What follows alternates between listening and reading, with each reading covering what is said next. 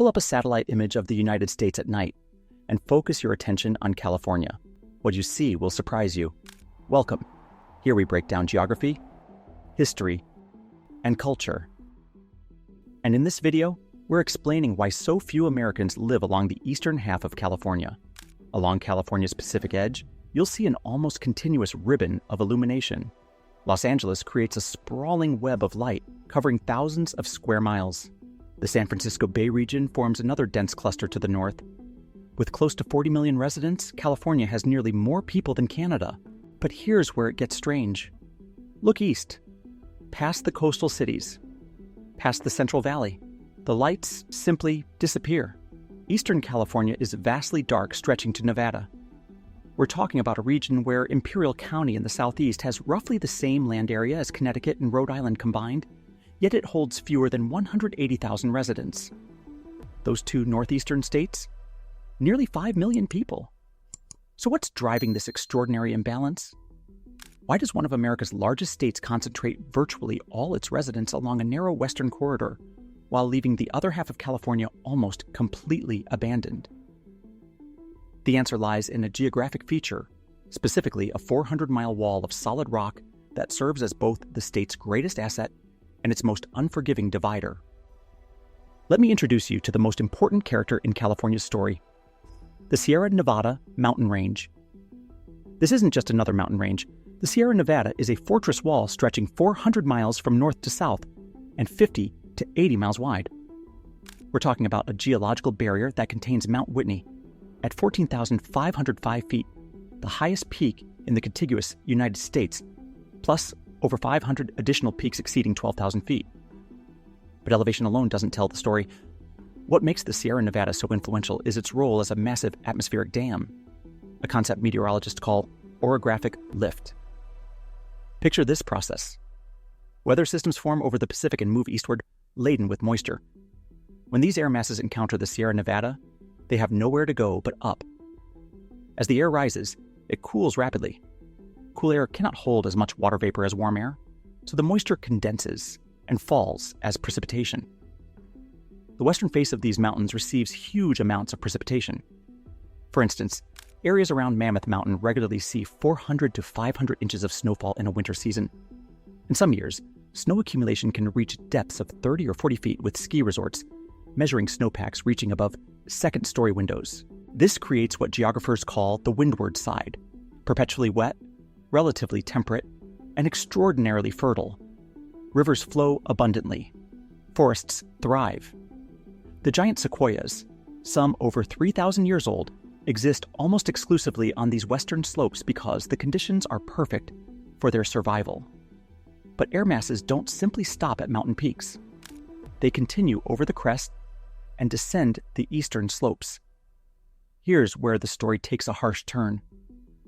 As this air descends, it warms and becomes drier. By the time it reaches the valleys east of the Sierra Nevada, virtually all moisture has been extracted. Meteorologists have a term for this phenomenon: rain shadow. Consider Placerville on the western slopes, about 50 inches of precipitation annually. Now look at Lone Pine on the eastern side, roughly the same latitude, barely 5 inches per year. That's a tenfold difference over a horizontal distance of perhaps 100 miles. This isn't a subtle gradient. It's an absolute environmental boundary, as definitive as a border on a map. The rain shadow didn't just create two different climates. It created two fundamentally different possibilities for human civilization. Western California became blessed with natural advantages like reliable water supply, moderate temperatures year-round thanks to marine influence, not to mention soil enriched by volcanic activity. And these aren't just minor advantages. They're prerequisites for the dense human settlement those satellite images show. That Sierra snowpack functions as an enormous natural reservoir. Throughout spring and summer, gradual snowmelt feeds river systems flowing almost exclusively westward. This consistent water supply made year-round agriculture possible, centuries before modern irrigation. In the 20th century, California amplified these natural advantages through engineering. The Hetch-Hetchy system diverts Tuolumne River water 167 miles to San Francisco. The Los Angeles Aqueduct captures Owens River water, which would naturally flow into Owens Lake east of the Sierra, and redirects it 233 miles southward. Now here's a detail that often gets overlooked. The Central Valley receives only about 12 to 15 inches of rain per year in many areas. Without Sierra water, this region would support cattle ranching at best. Instead, it produces over 1/3 of the vegetables and 2/3 of the fruits and nuts grown in the entire United States, generating over $50 billion annually. Now consider Eastern California's reality. Without the intercepted moisture, this region experiences some of North America's most extreme aridity. The Owens Valley sits in a dramatic rain shadow, mountains to both east and west. Annual precipitation in some locations measures under 4 inches, comparable to the Sahara Desert. Death Valley represents the extreme endpoint of this geographic arrangement. At 282 feet below sea level, it's the lowest elevation in North America. In July 1913, Furnace Creek recorded 134 degrees Fahrenheit, the highest temperature ever reliably documented on Earth. Annual precipitation averages less than 2 inches. These aren't just statistics. They represent fundamentally different environments. One permits easy settlement. The other actively resists it. California's population distribution makes perfect sense once you understand that its settlement followed an unusual pattern for an American state. Most western territories were settled by pioneers moving from east to west, crossing the Great Plains, navigating mountain passes, establishing agricultural communities in a relatively predictable progression. But California's story ran in reverse. Spanish colonization began with ships arriving from Mexico in the late 1700s. They established a chain of missions along the coast, 21 in total, spaced roughly a day's journey apart. San Diego de Alcalá in 1769, San Carlos Borromeo in 1770, San Francisco de Asís in 1776. And what did every single mission have in common? They were positioned with ocean access in mind, creating a linear settlement pattern along the Pacific. The Spanish had little reason to venture inland. The coastal climate was Mediterranean, familiar, and comfortable. The ocean provided transportation and food resources. Crossing the Sierra Nevada to explore the arid lands made no economic or strategic sense. This coastal orientation became permanently entrenched in the 1840s with the discovery of gold. The California Gold Rush represents one of the largest voluntary migrations in human history. Population estimates suggest California grew from roughly 14,000 non-native residents in 1848 to over 300,000 by 1854. That's a 20 times increase in 6 years. But here's the crucial geographic detail. These gold particles mixed with river sediments were concentrated in streams draining the western Sierra slopes. These deposits formed because winter storms eroded gold-bearing rock formations at higher elevations, and westward flowing rivers carried the particles downstream. Prospectors arriving from the eastern United States faced a brutal choice. Ocean passage around Cape Horn took 5 to 8 months. Overland routes crossed the Mojave and Great Basin deserts, then required traversing the Sierra Nevada, often with disastrous results. There is the 1846 tragedy where 87 people attempted a late-season crossing resulting in 42 casualties. This became a cautionary tale known across America.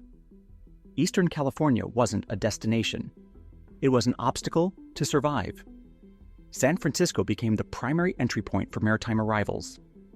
The city grew from roughly 800 residents in 1848 to 36,000 by 1852. Banking, shipping, supply networks, entertainment concentrated at the Pacific Gateway, not inland. Once established, economic opportunity attracted more people, which created more opportunity, which attracted still more people. Eastern California stayed largely on the sidelines. Fast forward to the present day, and that historical settlement pattern has intensified into one of the most dramatic population imbalances in the developed world. The Los Angeles metropolitan area now houses over 18 million people. To put that in context, that's more than 45 U.S. states have in their entire state population, and the Greater Bay Area adds another 9.7 million residents. These aren't just residential zones. Los Angeles County generates over $1 trillion in annual economic output, comparable to entire countries. The The entertainment industry alone employs over 200,000 people. The twin ports of LA and Long Beach handle approximately 40% of containerized imports entering the United States. Silicon Valley, the southern section of the Bay Area, represents the world's most concentrated center of tech innovation and venture capital. Companies headquartered in this region have combined market valuations exceeding several $1 trillion. Between these two cities lies the Central Valley: Fresno, Bakersfield, Modesto, Stockton. These agricultural cities exist because massive water projects made intensive farming possible. The region produces almonds, cotton, tomatoes, grapes, dairy products, and literally hundreds of other commodities. Now look again at Eastern California. The 2020 census data reveals something startling.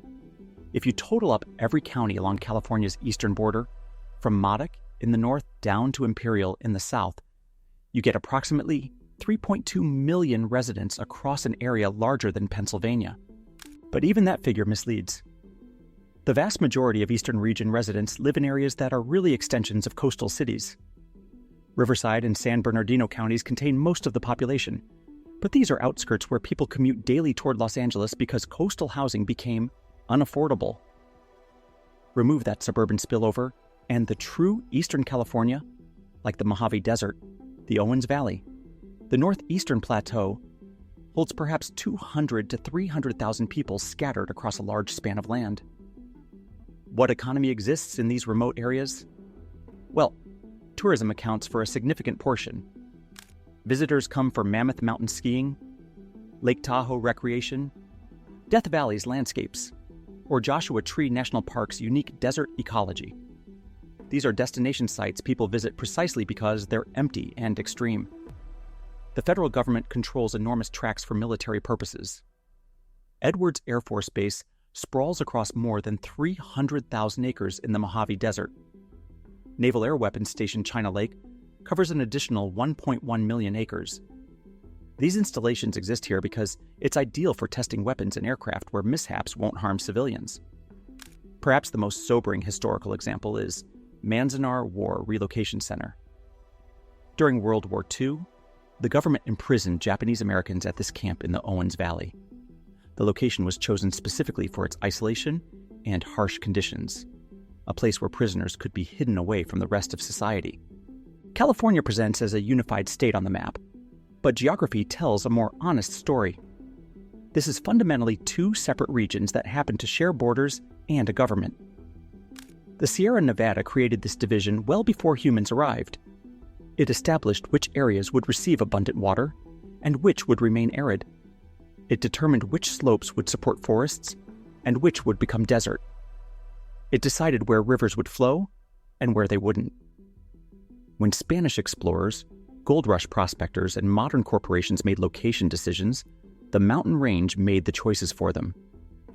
That satellite view we started with, the brilliant coastal strip and the dark eastern expanse, isn't showing human preferences or cultural differences. It's showing geography as destiny. The mountains decided California's fate long ago. We're all just living with their decision. If you enjoyed this video, make sure to subscribe, like, and share.